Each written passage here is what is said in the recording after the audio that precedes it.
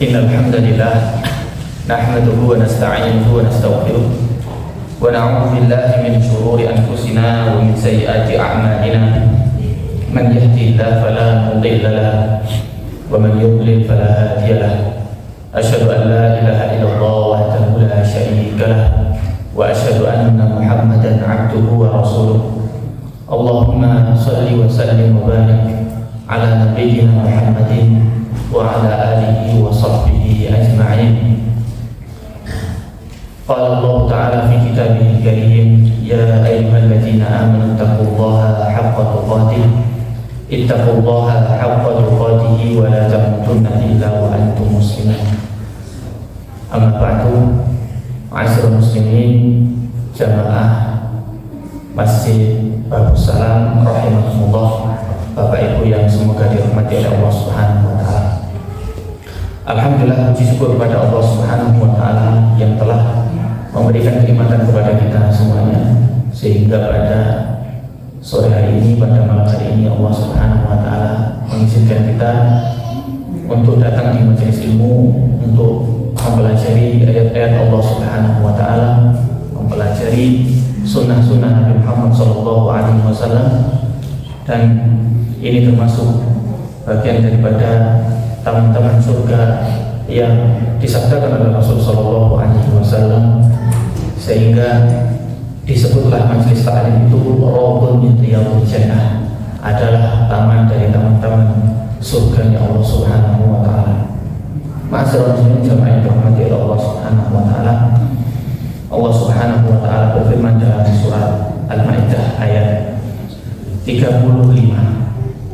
Allah Subhanahu wa taala berfirman, ya ayyuhalladzina amanu taqullaha wabtaghu ilaihi wasilah.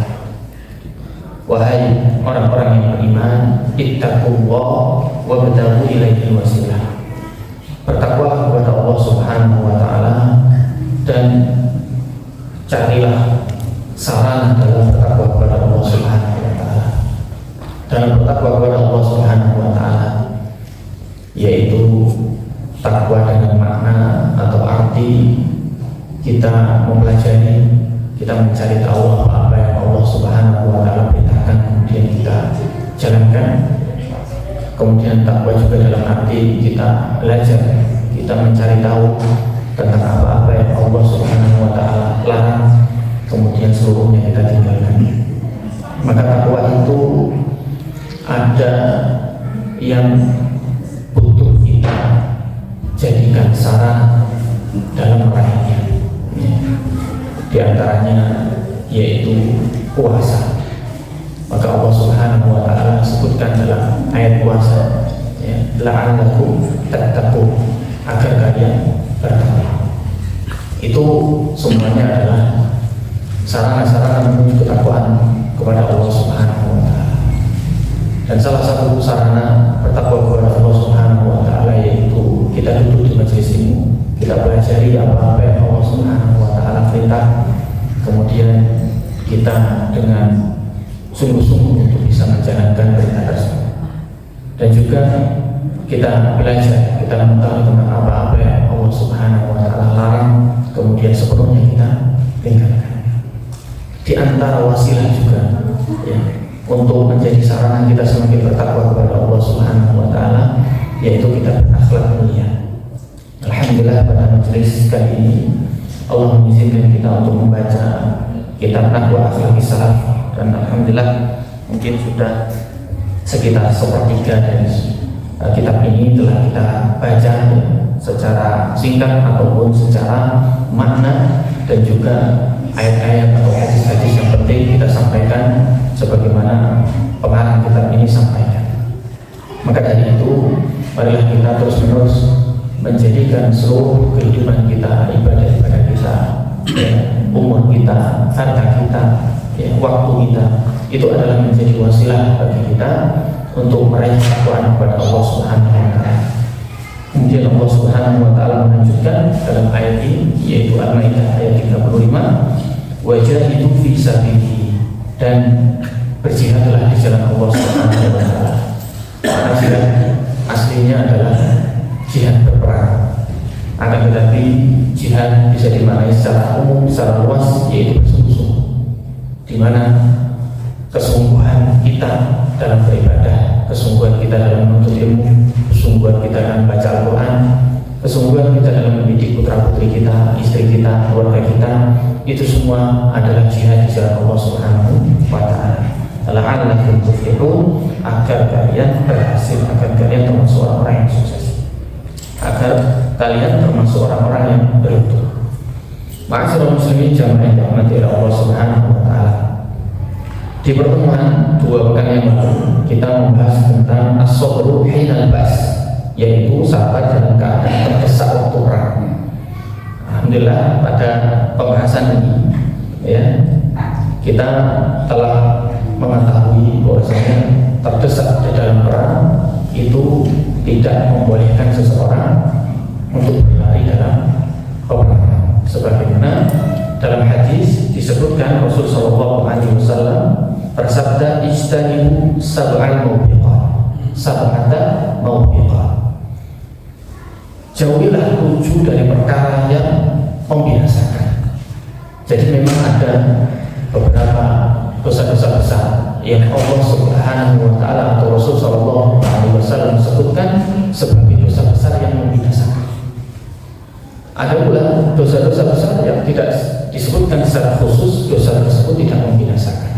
Nah, secara khusus dalam hadis ini, hadis riwayat Bukhari Muslim yang diriwayatkan oleh sahabat Abu Hurairah, bahwasanya Rasul sallallahu alaihi wasallam pernah bersabda, ijtanibu sab'atal mawbiqat atau sab'al mawbiqat, jauhilah 7 perkara yang membinasakan. Ya. Salah satunya kemarin adalah atawalla atau atawalli yaumaz zahf, yaitu berlari dari peperangan. Ya. Disebutkan di sana asyirku billah, kemudian as-sihar, qatlun nafs dan seterusnya. Dan yang terakhir ya, atau yang pada pembahasan kita sore hari ini atau malam hari ini dan nanti kita akan lanjutkan insyaallah, yaitu wattawalli yaumaz zahf, yaitu berpaling atau melarikan diri dari peperangan. Maka disebutkan oleh mu'allif secara khusus as-sabru dalam hinal ba's, ketika dalam keadaan terdesak waktu perang.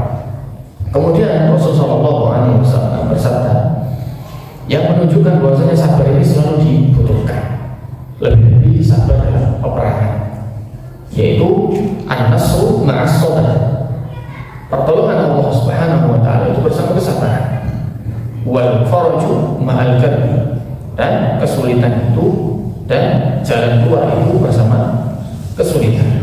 Wa inna ma'al usri yusra, dan sesungguhnya bersama kesusahan itu ada kemudahan. Ini diantara hadis-hadis yang disampaikan oleh mu'allif ini, bahwasanya kita tetap harus bersabar dalam keadaan terdesak waktu perang. Maka dikatakan tidak ada kamus ya, bagi seorang muslim ketika sudah ada di medan perang, sudah menancap di medan perang atau perjalanan dalam menuju peperangan, tidak ada kata untuk mundur atau lari dari peperangan. Oleh karenanya disebutkan dari banyak contoh, salah satunya nanti kita akan sebutkan, yaitu peristiwa di mana Talut membawa pasukannya untuk menyerang pasukan Jalut. Dan ini Allah Subhanahu wa Ta'ala firmankan dalam surat Al-Baqarah. Ya. Nah, khusus pada pertemuan malam hari ini, insya Allah kita akan banyak bercerita tentang kisah Talut dalam menghadapi musuhnya. Ma'asyiral muslimin jamaah yang dirahmati oleh Allah Subhanahu wa Ta'ala, mu'allif memang membawakan satu kisah ini ya cukup panjang sampai akhir dari pembahasan tentang as-sabru hinal ba's. Karena pertama, cerita ini adalah cerita yang memang Allah Subhanahu wa Ta'ala angkat dalam Al-Quran, dan kaitannya tentang lari dari peperangan, atau kaitannya dia tidak atau mengundurkan diri dari peperangan. Baik. Mu'allif mengatakan wahab wa Talut, dan di sini adalah Talut. Wa qillatul mu'minah min junudi, dan sebagian kecil dari pasukan yalqa 'alal mu'minin. Ya.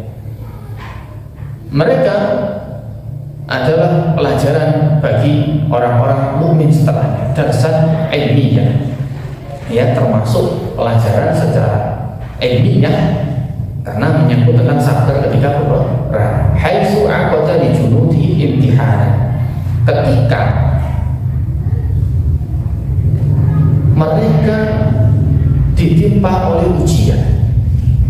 Ya, nanti kita sampaikan ujian apa itu ketika nanti mau berperang. Imtihanan yukhtabar sabrahum, yang diuji kesabaran. Baik, Bapak Ibu sekalian yang dirahmati oleh Allah Subhanahu wa taala, kita sampaikan dulu bahwasanya asal muasal Taulud ini bagaimana, kemudian bagaimana sampai menyerang Jalut dan sampai bagaimana pasukannya mundur dari peperangan atau lari dari peperangan atau tidak jadi ikut dalam peperangan. Pertama, sebagaimana disebutkan dalam surat Al-Baqarah ayat 246, ya, bahwasanya Allah Subhanahu wa taala berfirman, "Alam tara ilal mala'i min bani Israil min ba'di Musa." Tidakkah engkau tahu wahai Muhammad bahwasanya dulu itu ada pembesar-pembesar Bani Israil min ba'di Musa, setelah Nabi Musa. Bapak Ibu sekalian dirahmati oleh Allah Subhanahu wa taala, setelah Nabi Musa itu hampir-hampir ada nabi tapi tidak ada rasul. Maksudnya ada nabi yang meneruskan syariatnya Nabi Musa, namun tidak ada rasul yang membawa syariat. Jadi perbedaan antara rasul dengan nabi, ya, diantaranya adalah menurut Ibnu Taimiyah, kalau rasul itu adalah seseorang laki-laki merdeka yang diutus oleh Allah Subhanahu wa taala dengan membawa syariat baru, tidak seperti syariat nabi sebelumnya. Itu adalah rasul. Adapun nabi adalah orang yang diutus oleh Allah Subhanahu wa taala, laki-laki merdeka namun dia meneruskan syariat terdahulu. Nah, nabi yang diutus setelah Nabi Musa itu kebanyakan adalah nabi yang meneruskan syariatnya Nabi Musa alaihissalam. Sampai suatu ketika utusan pada datang, utusan demi utusan di tiap zaman, di tiap waktu turun. Sampai-sampai ulama menyimpulkan dalam diantaranya Ibnu Katsir dalam tafsirnya mengatakan jarak antara Nabi Musa dengan nabi yang nanti nabi itu disebut yaitu Nabi Samuel. Di dalam Al-Quran tidak pernah disebutkan namanya secara khusus, tapi di dalam Al-Quran disebutkan ceritanya, yaitu di surat Al-Baqarah ini ayat 246, Nabi Samuel. Dalam riwayat dikatakan Nabi Sampun atau Sampun atau Samuel pakai sin, bukan pakai sin. Bahasa kita mungkin sin besar gitu ya, Samuel. Nah, sebelumnya Nabi Samuel diutus itu hampir-hampir tidak ada nabi lagi, karena seperti Nabi Musa, hampir orang-orang Bani Israel mengalami kemunduran dan mengalami, bahasa kita mungkin bejat, karena memang dari dulu ya, Bani Israel ketika dipimpin Nabi Musa pun mereka sudah ngeyel, sudah kurang ajar, banyak kurang ajar terhadap Nabi Musa alaihissalam. Nah, setelah meninggal Nabi Musa tambah parah sampai akhirnya Allah Subhanahu wa taala timpakan ujian kepada mereka, yaitu Allah jadikan suku-suku kuat menguasai mereka. Sampai-sampai mereka gak betah. Artinya mereka sudah gak betah lagi dijajah, bahasanya begitu. Gak betah lagi untuk ditindas. Sampai satu ketika ada perempuan dari keturunan Bani Israel juga. Jadi Bani Israel, Bapak Ibu sekalian, itu terkenal dengan 12 anak, anaknya Yakub itu. Ada 12 anak. Salah satunya itu adalah Levi atau Levi dalam bahasa Ibrani. Levi. Nah, kebanyakan keturunan dari para anbiya itu, para orang-orang yang diutus oleh Allah Subhanahu wa taala setelah Nabi Musa itu dari keturunan Levi, dari keturunan Lawi. Kalau dalam bahasa Ibnu Katsir itu Lawi, namanya panjang Lawi. Nah, Adapun dari keturunan bangsawan itu keturunan Yahuda, pakai dan Yahuda. Ya, jadi di antara anaknya Nabi Yakub itu ada Yahuda, ada Lewi, ada Simon, ada Bunyamin, dan ada Yusuf. Ya sebanyak 12 ya, saya kurang hafal 12 itu. Di antaranya itu Lewi ini adalah orang atau keturunan Bani Yakub yang banyak menurunkan nabi. Sedangkan Yahuda ini adalah keturunan yang banyak menurunkan bangsawan di bangsa Yahudi. Nah, al-malak di sini, alam taro ilal malak min Bani Israil. Di sini malak di sini adalah keturunan Yahuda. Mereka mengatakan, "Idz qala li nabiyyillah mub'ats lana malikan muqatil fi sabilillah." Ketika mereka berkata kepada seorang nabi, yang dimaksud adalah Nabi Samuel. Nabi Samuel ini keturunan Lewi, dari seorang ibu yang berdoa kepada Allah Subhanahu wa taala karena melihat bobroknya Bani Israel ketika itu. Ini Bani Israel sudah bobrok, harus ada nabi lagi. Beliau berdoa, semoga saya diberikan keturunan, yaitu keturunan nabi, karena saya satu-satunya keturunan Lewi saat itu yang masih hidup, perempuan. Allah mendengarkan, kemudian diutuslah Nabi Samuel ini menjadi seorang nabi. Nah, mereka para pembesar-pembesar Yahudi tadi mengatakan kepada si Samuel tadi, "Ib'ats lana malikan muqatil fi sabilillah." Tolong dong angkat satu raja yang kita akan berperang bersama dia di jalan Allah Subhanahu wa taala. Kita ketahui memang Bani Israel ini sudah dari dulu malas. Ketika dipimpin Nabi Musa sudah malas kan? Dia minta lagi karena mengatakan kita sudah angkat peta dan ini ada nabi, tolong tentukan, minta berdoa kepada Allah Subhanahu wa taala untuk dijadikan raja di antara kita, untuk kita berperang di jalan Allah. Qala hal asaitum in kutiba alaikumul qital alla tuqatil. Kemudian nabi ini menjawab, baik, jika nanti Allah Subhanahu wa taala menetapkan satu raja, apakah kamu mau berperang? Oh, mereka mengatakan, "Wa ma lana alla nuqatila fi sabilillah." Kenapa kita mau perang sedangkan kita saat ini sudah terdesak? Wa qad ukhrijna min diyarina wa abnaina. Kita ini sudah dikeluarkan dari desa kita, dari kota kita sudah pernah dikeluarkan. Kita harus berperang dalam hal ini dengan seorang raja yang nanti ditentukan oleh Allah Subhanahu wa taala. Namun memang Allah Subhanahu wa taala sudah mengerti, dan ini memang sudah tertulis dalam sejarah. Falamma kutiba alaihimul qital tawallaw illa qalilan minhum. Tatkala diwajibkan kepada mereka untuk perang, nah ini bahasanya, tawallaw illa qalilan minhum. Mereka lari dari peperangan illa qalilan minhum, kecuali sedikit dari mereka. Wallahu alimun bidzalimin. Sungguh Allah Subhanahu wa taala itu mengerti terhadap orang-orang yang zalim. Memang Allah Subhanahu wa taala tahu bahwasanya nanti ketika diutus atau ditentukan satu raja pun pasti mereka gak mau perang sama saja. Allah Subhanahu wa taala kemudian dilanjutkan, wa qala lahum nabiyyuhum innallaha qad ba'atsa lakum taluta malika. Nabi tadi mengatakan, Nabi Samuel, baik, sesungguhnya Allah Subhanahu wa taala menjadikan Talut sebagai raja. Namanya Bani Israel protes lagi. Mereka mengatakan, anna yakunu lahul mulku alaina wa nahnu ahaqqu bil mulki minhu. Bagaimana dia menjadi raja sedangkan kita itu lebih berhak atas kerajaan bagi mereka? Minta raja kepada nabinya, dia protes sendiri ketika ditunjuk Talut sebagai raja. Nah, Talut ini bukan dari kalangan Yahuda, dari kalangan Al-Malak, jadi orang-orang terpandang. Dia dari kalangan orang-orang biasa. Wah, nggak cocok ini Talut bahasanya gitu. Wah, nggak cocok ini. Ya memang begitu. Itu dari dulu ya, wataknya Bani Israel selalu protes. Mereka mengatakan, walam yu'ta sa'atan minal ma'al. Dia itu nggak dikasih harta daripada kita lebih berhak.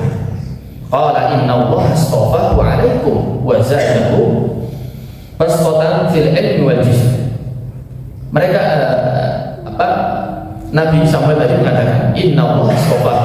Sesungguhnya Allah Subhanahu wa taala telah menentukan Talut sebagai raja atas kalian. Wa zadahu bastatan fil ilmi wal jism. Dan Allah Subhanahu wa taala telah memberikan kekuatan baik di kekuatan pada ilmunya maupun kekuatan pada badannya. Wallahu yu'ti mulkahu man yasha. Sesungguhnya Allah Subhanahu wa taala telah memberikan kerajaannya itu kepada orang-orang yang Allah Subhanahu wa taala kehendaki. Wallahu wasi'un alim. Sesungguhnya Allah Subhanahu wa taala maha luas rahmatnya, alimun dan juga maha mengetahui. Ini adalah dialog dari Bani Israel dengan nabinya yaitu Nabi Samuel. Nah, protes, akhirnya masih protes ya. Jadi itu watak dari Bani Israel. Kemudian apa yang menjadi dasar kenapa Saul ini menjadi raja? Maka Nabi Samuel lagi mengatakan wa qala lahum nabiyyuhum inna ayata mulkihi ayyatiyakumut tabuta fihi sakinatun min rabbikum. Nabi mereka mengatakan bahwasanya tanda dari dia diberikan kekuasaan oleh Allah Subhanahu wa taala, mereka atau dia Talut itu diberikan tabut. Kembalinya tabut. Tabut itu kotak seperti peti. Ya. Bani Israel sepeninggalnya Nabi Musa itu diberikan Taurat, satunya diberikan peti. Itu memang warisannya Musa. Walhasil karena dia tertindas, Tauratnya hilang, tabutnya juga hilang. Sudah hilang. Memang ini adalah bagian daripada Allah Subhanahu wa taala menjadikan mereka tertindas, dipastikan seperti itu agar mereka merasakan bagaimana tertindas. Yang pertama tertindas secara hidayahnya sudah dihilangkan, Taurat diambil oleh penjajah tadi. Kemudian yang kedua adalah tabut, ya kotaknya juga dihilang. Namun ketika Talut menjabat sebagai raja bagi mereka, tabutnya ini dikembalikan oleh malaikat. Kekuasaan Allah mudah saja ya, menginginkan ketika Allah Subhanahu wa taala berkehendak ya gampang saja, tabutnya ini diperintahkan oleh malaikat untuk membawa kembali ke tadi pasukan atau Bani Israil. Ya. Dikatakan fihi sakinatun min rabbikum wa baqiyatun mimma taraka alu Musa wa alu Harun tahmiluhul malaikah. Dikatakan di dalam tabut tersebut ada sakinah, ada ketenangan. Allahu a'lam, para tafsir mengatakan sakinah ini apa? Ada yang mengatakan sakinah ini angin. Di dalam tabut itu memang ada angin yang membawa ketenangan. Walhasil cerita tersebut dibawakan oleh Ibnu Katsir dalam tafsir. Kemudian ada juga baqiyatun. Baqiyah itu adalah bekas-bekas peninggalan Nabi Musa. Dikatakan antaranya adalah tongkatnya Nabi Musa yang telah ditinggalkan oleh Musa dan juga ditinggalkan oleh Harun. Tahmiluhul malaikah. Bukan main-main, yang membawa ini bukan makhluk biasa, tapi malaikat sendiri mengembalikannya kepada Talut tadi. Inna fi dzalika laayatan lakum in kuntum mu'minin. Sesungguhnya semuanya ini ya, demikian itu adalah ayat bagi kalian, tanda kekuasaan Allah bagi kalian in kuntum mu'minin, jika engkau termasuk orang-orang beriman. Nah, itu adalah asal mula Talut menjadi raja. Sebelumnya memang, karena nanti adalah setelah Talut itu adalah masa Daud alaihissalam, masa di mana Allah Subhanahu wa taala mengumpulkan raja dengan nabi. Sebelum Nabi Daud tidak pernah ada dikumpulkan oleh Allah Subhanahu wa taala raja dengan nabi. Tidak pernah ada. Tidak pernah ada. Ya, sebagai nabi, tidak sebagai raja. Baru ketika Nabi Daud diutus, maka ada dari keturunan nabi-nabi, termasuk yang paling terakhir ada Nabi Muhammad SAW, dikumpulkan antara kenabian dan kepala pemerintah. Dulu tidak. Buktinya apa? Samuel tidak langsung diangkat menjadi raja, tapi Samuel ditunjuk lagi menjadi orang yang nanti berdoa kepada Allah agar ditentukan siapa di antara Israel menjadi raja. Barulah nanti Nabi Daud adalah nabi yang pertama kali menjadi raja. Itu pun kalau kita lihat sirahnya Nabi Daud walaupun raja, Nabi Daud dikatakan Nabi Daud adalah beramal dengan dengan tangannya sendiri. Baru kemudian anaknya Nabi Sulaiman berdoa kepada Allah, berikanlah kerajaan yang tidak dimiliki orang sebelum dan setelahku itu. Barulah Sulaiman mendapatkan kerajaan yang sebagaimana dikisahkan oleh Al-Quran. Ya. Sebelumnya Nabi Daud adalah orang biasa. Termasuk Nabi Daud itu adalah orang yang gemar berpuasa. Sehari puasa, sehari tidak, sehari puasa, sehari tidak. Dan itu disebutkan dalam hadis afdhalus siyam shaum Daud. Sebaik-baik puasa itu adalah puasanya Nabi Daud. Padahal beliau adalah seorang raja. Nah, kembali lagi. Ini adalah ceritanya Talut, ya, ceritanya Talut sebelum Nabi Daud. Karena Nabi Daud itu adalah termasuk bagian daripada pasukannya Talut nanti. Dan yang membunuh Jalut itulah Nabi Daud. Baik. Allah Subhanahu wa taala menjadikan gambaran bahwasanya termasuk lari dari peperangan itu contohnya adalah pasukannya Talut. Falamma fasala Talut bil junudi qala innallaha mubtaliikum binahar. Tatkala Talut ini menyiapkan, ya, tatkala Talut ini menyiapkan membawa bala tentaranya, ya, membawa bala tentaranya. Kemudian dia mengatakan qala innallaha mubtaliikum binahar. Sesungguhnya Allah Subhanahu wa taala akan menguji kalian dengan sungai. Faman syariba minhu falaysa minni wa man lam yat'amhu fa innahu minni illa man iqtarafa ghurfatan bi yadihi. Maka barang siapa yang meminumnya maka dia tidak termasuk dariku, dan barang siapa yang tidak meminumnya maka dia termasuk dariku. Tapi dikecualikan, kecuali orang yang masih meminum tapi minumnya adalah sebatas daripada cakupan tangan saja, ya. Illa manil tarafa ghurfatan biyadi, kecuali orang yang mencakup atau menciduk dengan tangannya saja. Fasaribu minhu illa qalilan. Kemudian banyak ternyata yang meminumnya kecuali sedikit dari mereka. Dikatakan bahwasanya mubtaliikum binahar ini adalah diuji dengan sungai. Sungai tersebut adalah dikatakan dalam Ibnu Katsir adalah sungai Nahrus Syarifah, Nahrus Syarifah, ya, yaitu sungai yang menghubungkan antara Danau Tigris dengan Laut Mati, ya, perbatasan antara Urdun Yordan kalau zaman sekarang dengan perbatasan negara Palestina yang sekarang dijajah oleh Israel, ya. Itu di tengah-tengahnya ada sungai, namanya sungai Nahrus Syariah. Begitulah yang disebutkan oleh Ibnu Katsir dalam tafsir, ya. Memang daerah Bani Israil, ya, dari semenjak beliau atau mereka diusir oleh Fir'aun dan melewati Laut Merah, mereka mendiami yang sekarang adalah Yerusalem, yang sekarang adalah Palestina. Kemudian beranak pinak sampai akhirnya di antara yang menurunkan keturunan itu adalah 12 dari keturunan Nabi Yakub tersebut. Ya, nanti muncul di antara dari turunan tersebut adalah anaknya Nabi. Dari anaknya 12 tadi muncul Nabi Musa, kemudian juga muncul Samuel tadi, bahkan nanti muncul Daud, Zakaria dan seterusnya sampai Nabi Isa. Ya, itu adalah keturunan-keturunan Ibrahim dari Yakub dan dari 12 anak-anaknya tersebut. Nah, kemudian semuanya masih teruji, artinya banyak yang meminum. Fasyaribu minhu illa qalilan. Semua banyak minum kecuali sedikit dari mereka. Dan akhirnya dari pasukan yang disiapkan oleh Talut sebanyak 4.000 orang. 4.000 orang disiapkan oleh Talut.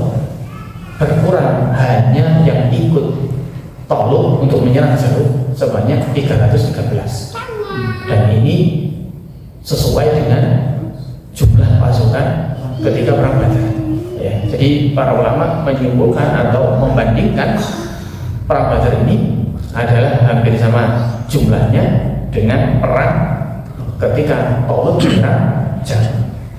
Nah, begitulah bahwasanya mereka akhirnya tidak bisa melanjutkan kecuali 313 diantaranya juga di situ ada Nabi Daud. Nah, akhirnya Allah Subhanahu wa Ta'ala mungkin tidak sesuai dengan apa yang menjadi pikiran kita, perasaan kita. Tapi ketika Allah Subhanahu wa Ta'ala menjadikannya sebuah larangan, maka segera kita tinggalkan. Sebagaimana jika Allah menjadikan sebuah perintah, maka Allah Subhanahu wa Ta'ala maka kita atas larangan Allah Subhanahu wa Ta'ala itu kita jauhi, ya. Dan untuk taat kepada Allah kemudian kita menjauhi larangan Allah butuh yang namanya kesabaran. Wallahu ma'as-sabirin, wallahu ma'as-sabirin. Dan Allah bersama orang-orang yang bersabar. Baik, ma'asyiral muslimin jamaah yang dirahmati oleh Allah Subhanahu wa Ta'ala. Selanjutnya, karena selesai dari pembahasan tentang as-sabr hinal ba's, sekarang pada titik poin ke-7, poin ke-6 ini, as-sabr 'ala zaujati wal aulad. Insyaallah, sabar menghadapi pasangan istri dalam ini, dan sabar dalam menghadapi anak. Ini adalah pembahasan yang ke-6 dari pembahasan sabar, tentang sabar menghadapi, sabar dalam ketaatan, kemudian kemarin sabar dalam, sebelumnya sabar dalam dakwah, kemudian hari ini kita sebutkan sabar dalam peperangan. Selanjutnya adalah sabar dalam menghadapi pasangan atau menghadapi istri dan menghadapi anak. Baik. Berkata pengarang kitab ini, an-nisa wal banun muhabbibatun aw muhabbabatun lin nafsi al-insaniyah. Bahwasanya istri-istri dan anak-anak itu adalah perkara hal yang menyenangkan secara fitrah bagi manusia. Jadi anak dan istri itu adalah bagian yang memang Allah Subhanahu wa Ta'ala jadikan dalam kehidupan kita, dan itu adalah fitrah bagi kita, yang mereka adalah hal-hal yang menyenangkan kita. Bahkan dikatakan huma zinatul hayatid dunia. Mereka berdua itu adalah perhiasan dunia kita. Perhiasan dunia seseorang, manusia. Lidzalik, maka dari itu fahuma fitnatun. Maka walaupun dia itu adalah sesuatu yang memang Allah takdirkan, Allah fitrahkan kepada kita, dan itu termasuk zina dalam kehidupan kita. Zina di sini maksudnya adalah perhiasan dalam kehidupan kita di dunia ini. Akan tetapi keduanya juga dikatakan apa? Fitnatun. Dua, fitnah. Maksudnya fitnah di sini adalah imtihan, cobaan bagi kita. Barang siapa yang bisa bersabar mendidiknya, bersabar dalam mengarahkannya, bersabar dalam berkumpul dengannya, maka dia akan menjadi ladang pahala bagi kita. Tapi barang siapa yang tidak bisa seperti itu, maka waliyadzubillah bisa menjadi fitnah bagi kita. Liqaulihi ta'ala, sebagaimana Allah Subhanahu wa Ta'ala berfirman, wa'lamu annama amwalukum wa auladukum fitnah. Ketahuilah, hanyalah sungguh harta-harta kalian dan anak-anak kalian itu fitnah. Maksudnya di sini ada cobaan, cobaan yang bisa menjadikan seseorang terjerumus karena mungkin terlalu mencintai sehingga dia menggugurkan hak-haknya Allah Subhanahu wa Ta'ala atau menerjang batasan-batasan Allah Subhanahu wa Ta'ala, fitnah. Wa anna Allaha 'indahu ajrun 'azim. Dan sesungguhnya Allah Subhanahu wa Ta'ala memiliki pahala yang besar. Wa qad bayyana Rasul sallallahu alaihi wasallam al-katsirah min jiblatin nisa. Rasul sallallahu alaihi wasallam telah menjelaskan secara banyak tentang jiblahnya seorang wanita. Jiblah itu semacam watak gitu ya. Jiblah itu adalah karakter atau jiblah itu adalah kalau bahasa Jawa itu gawan bayi, ya, karakter seseorang wanita. Dijelaskan oleh Rasulullah. Liyastabina lirrijal, agar laki-laki itu tahu sabila muamalatihim, agar tahu ketika bermuamalah dengannya. Ya, maka Rasul sallallahu alaihi wasallam tidak sebutkan di sini, tapi saya bawakan satu hadis Rasul sallallahu alaihi wasallam. Istausu bin nisa, ya, berlemah lembutlah dalam menasihati terhadap wanita. Itu sudah menjadi sebuah dan itu cara kita untuk bisa bergaul dengan mereka, membersamai mereka, mendidik mereka. Istausu bin nisa, fa innaha khuliqat min dila. Ini sudah terkenal, karena sesungguhnya dia itu diciptakan dari tulang yang bengkok. Jika kita terlalu keras, maka dia akan patah. Tapi dilanjutkan lagi, diulangi lagi, istausu bin nisa, maka berlemah lembutlah menasihati wanita. Nah, seperti itu. Wasabru ala ta'fihim, kita juga bersabar dengan mungkin bagian daripada kelemahan mereka, kelemahan di bidang perasaannya atau pemikirannya, atau kelemahan di dalam hal-hal tertentu yang mungkin lelaki bisa lebih unggul atau lebih sempurna. Alladzi yusabbibu khilafan fi muamalati zawjiyah, yang kita kalau nggak nyadari kalau perempuan itu memang khuliqat min dila, atau kita juga tidak tahu bagaimana cara bermuamalah dengan dia, maka khawatir kita sering berselisih. Khawatir kita sering berselisih karena itu adalah sebab. Walidzalik la tastaqimul hayat az-zawjiyah illa bi ayyakuna zawjah. Akan tetapi namanya kehidupan di dunia itu nggak mungkin bisa normal, nggak mungkin bisa istiqomah tanpa adanya dua jenis makhluk ini, laki-laki dan perempuan. Berarti memang itu adalah bagian dari fitrah, bagian dari watak yang Allah titipkan, sehingga watak tersebut menjadi ladang pahala bagi kita, dan juga itu penyeimbang bagi kita. Ya, karena diberikan watak seperti itu, maka jadilah penyeimbang dalam kehidupan kita. Itu semua Allah memang takdirkan, dan kita menjadikan sebagaimana yang Allah telah titipkan itu sebagai ladang pahala, sebagai ladang bersabar. Sedikit lagi, walidzalika la tastaqimul hayatu zawjiyah illa bi ayyakuna zawjah. Ya, tadi tidaklah normal kehidupan dunia kecuali ada dua pasangan. Maka dari itu yasbir, bersabarlah, kullu minhuma ala sahibi. Yang disuruh bersabar enggak kita saja, maksudnya enggak dari kaum laki-laki, tapi dari kata mu'alif di sini berdua saling sabar. Ya, ibaratnya kalau yang laki-laki ya sabarnya harus lebih tinggi lagi, karena di sini sudah diberikan wasiat oleh Rasul, karena dia diciptakan dari tulang yang bengkok. Tapi apakah hanya laki-laki saja diminta bersabar dalam kehidupan berpasangan? Tidak. Dikatakan yasbir kullu minhuma, tetap dua-duanya harus saling bersabar ala sahibihi, atas ketika dia saling bergaul atau saling berkumpul, ya, saling bermuamalah. Begitulah kira-kira ya tentang sabar terhadap pasangan atau sabar terhadap anak-anak. Ya. Mu'alif di sini memang sengaja beliau sebutkan dulu ya karakteristik atau watak dari perempuan, ya, kemudian beliau sampaikan nasihat-nasihat tentang bersabar. Ya.